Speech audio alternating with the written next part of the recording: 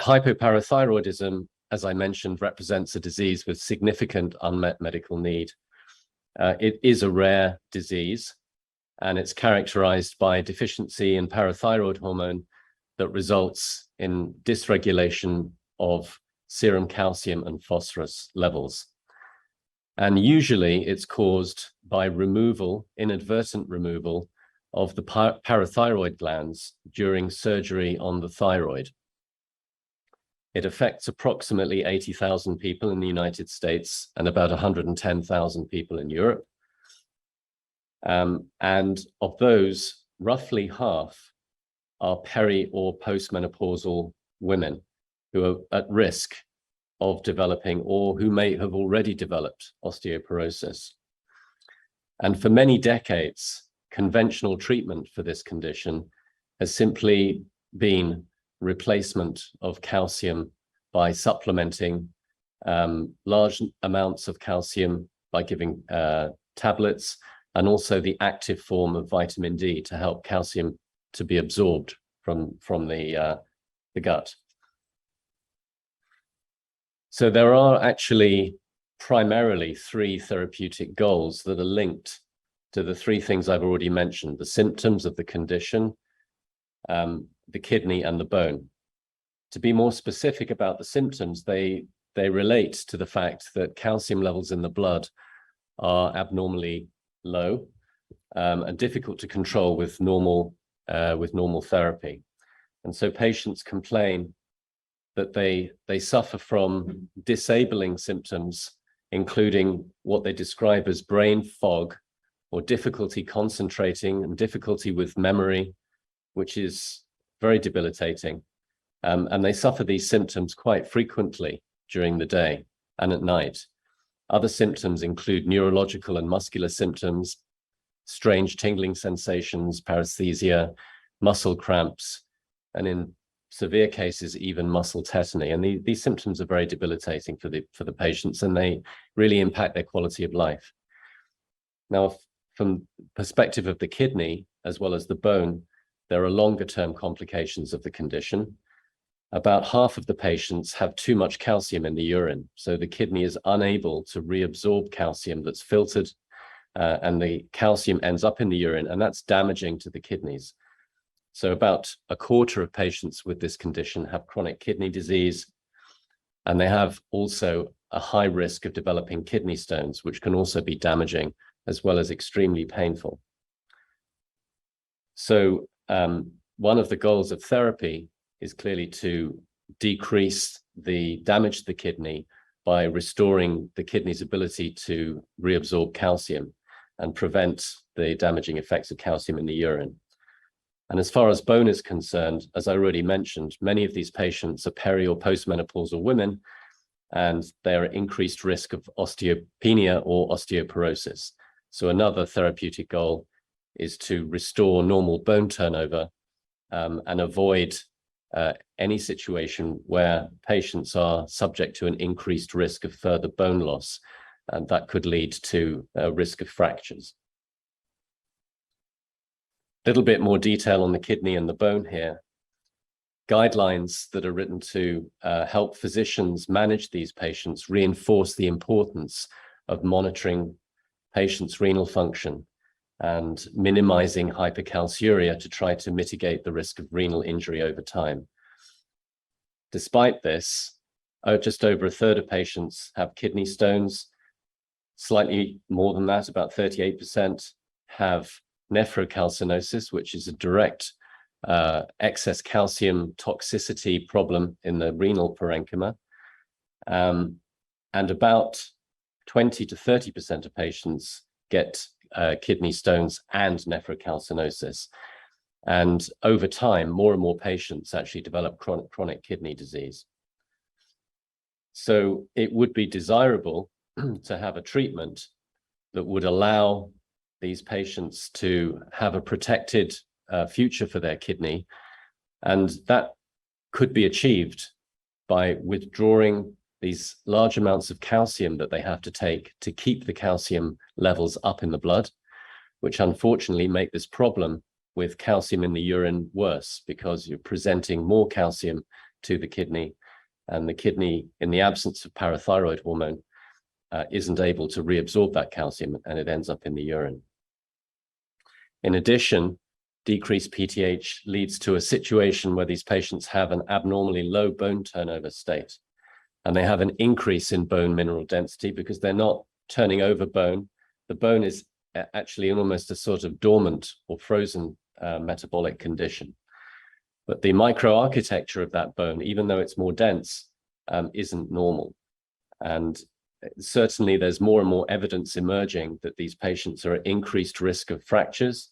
So in patients who have non-surgical causes of hypoparathyroidism, increased risk of vertebral fractures specifically, and in post-surgical hypoparathyroid patients, they're at increased risk because most of them have osteopenia and osteoporosis related to the fact that they are peri or postmenopausal women. So a treatment imperative here is that we shouldn't worsen the situation, and ideally we should improve the situation by restoring normal bone turnover. It's actually quite an amazing fact that hypoparathyroidism was really, until recently, the only remaining classic endocrine deficiency that did not have a replacement hormone for treatment. And it's important, thinking about how to replace the function of parathyroid hormone in these patients, to understand what normal parathyroid hormone physiology looks like, because parathyroid hormone levels are not just a simple continuous level all day and all night, but normal parathyroid hormone levels actually vary in a circadian fashion. So they vary over a 24-hour cycle, but they also have small amplitude and high frequency pulses that are superimposed on that background level of parathyroid hormone in the blood. And that's the normal physiological situation.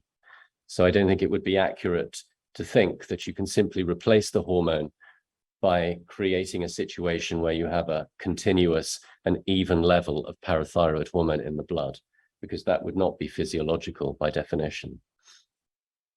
So this brings me to the last point on the slide, which is that neither an infusion-like profile of parathyroid hormone nor short exposure administrations actually mimic normal physiology. And we know that based on preclinical data, multiple models show that if you give continuous non-pulsatile exposure, you actually cause bone loss over time. So continuous non-pulsatile elevation of parathyroid hormone or parathyroid hormone related protein, which happens in certain malignancies, is also known to increase bone loss and increase fracture risk. We know, in contrast, that if you give short exposure with intermittent administration of parathyroid hormone, you can increase bone volume. But that intermittent exposure has a disadvantage, of course, because it doesn't give you continuous control of serum calcium levels over time, by definition, because of the variation in the amount of parathyroid hormone effect.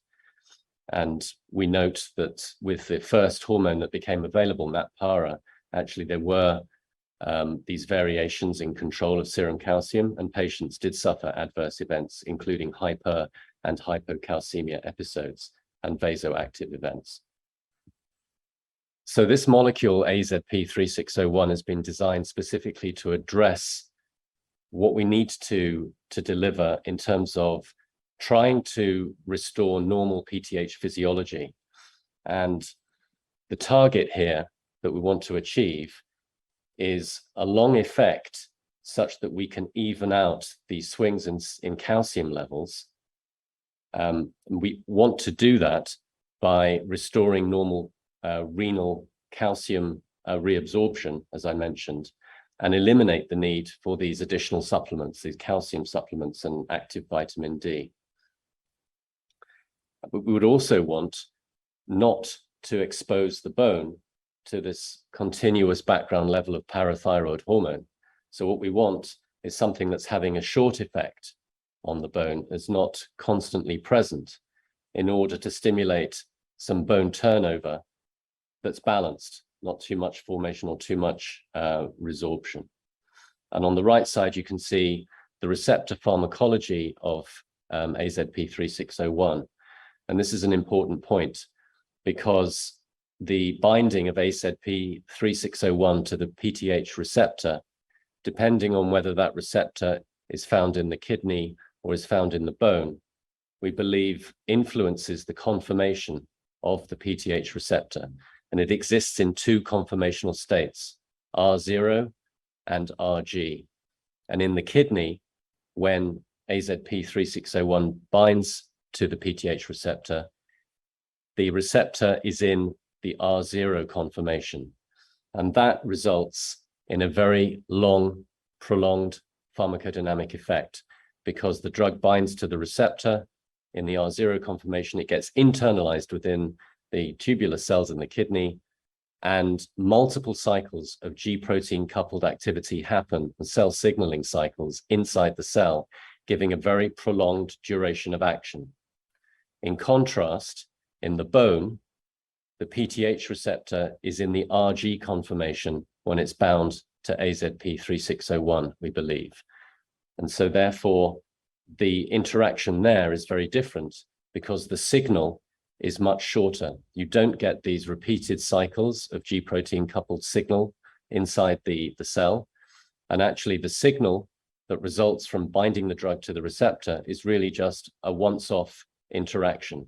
And so it's going to continue as long as the ligand or as long as the drug is present.